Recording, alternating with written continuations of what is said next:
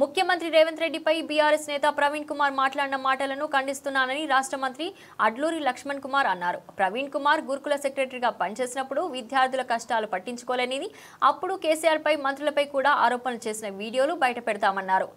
GO 17 గురించి సారాంశం తెలవకుండానే మాట్లాడుతున్నారని దుయ్యబట్టారు. రాష్ట్రంలో నిబంధనల ప్రకారం టెండర్లు పిలిచి అమలు చేయడం జరిగిందన్నారు.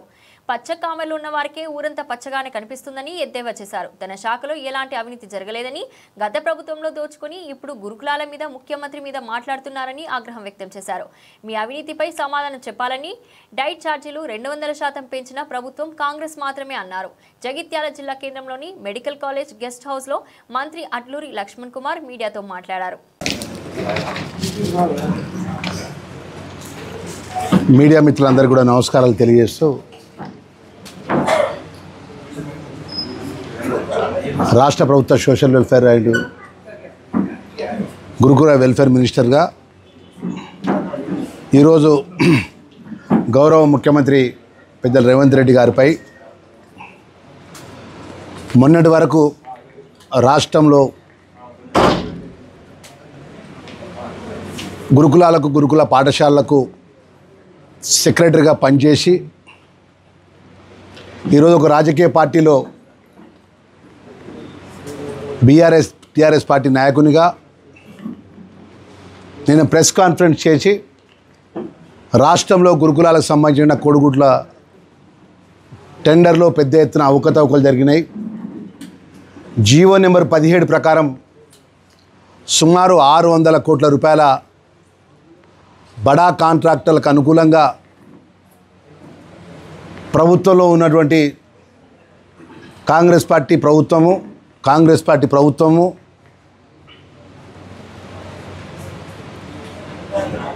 తప్పులు చేసిందని చెప్పి మాట్లాడినటువంటి,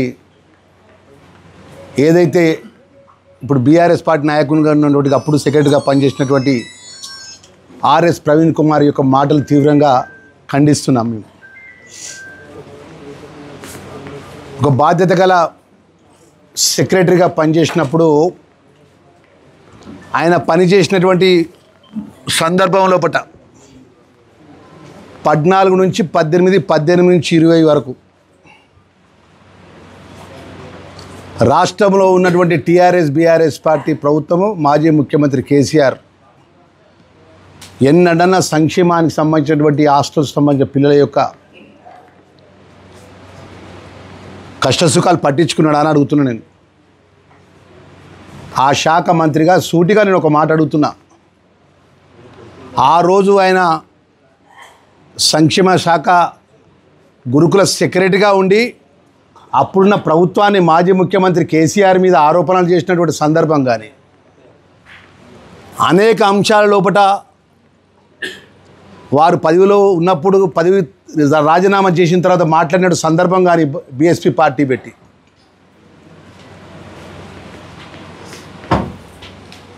పూర్తి ఆయన మాట్లాడిన ప్రతి అంశాన్ని కూడా సందర్భం వచ్చినప్పుడు ఆ వీడియోలు కూడా మేము విడుదల చేస్తాం.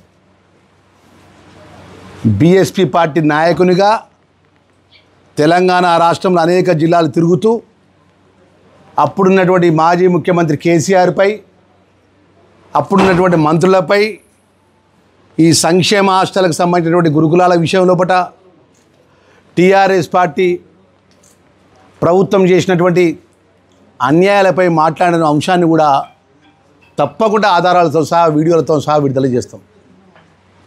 ఈరోజు ఈ రాష్ట్రంలో ఆ శాఖ మంత్రిగా చెప్తున్నాను నేను, ఎగ్స్కు సంబంధించిన టెండర్లకు సంబంధించినటువంటి గైడ్లైన్ బైలాస్ ఏదైతే ఉందో జీవో నెంబర్ 17 అని మాట్లాడుతుండు. జీవో నెంబర్ 17 లోపల ఎక్కడ కూడా టెండర్కి సంబంధించినటువంటి కాన్స్టిట్యూషన్ ఏ విధంగా చేయాలి, టెండర్ యొక్క పద్ధతులు ఏ విధంగా ఉండాలన్న ఒక అంశం తప్ప టెండర్కి నియమ నిబంధనలు కాదు. అంటే జీవో కూడా కరెక్ట్గా తెలియదు ఆయనకు. జీవో 17 యొక్క సారాంశం ఏందో తెలియకుండా జీవో 17ని అడ్డం పెట్టుకొని బడా కాంట్రాక్టర్లకు దోషిపెడుతూ కోడిగుడ్లలో 600 కోట్ల రూపాయలు అక్రమాలు జరిగిందని చెప్పి మాట్లాడినటువంటి, ఆ మాట్లాడే నాయకుని వెనుక మాట్లాడిపించినటువంటి పార్టీ పెద్దలు కొంచెము మాట్లాడేటప్పుడు వాస్తవాలు తెలుసుకొని మాట్లాడాలి.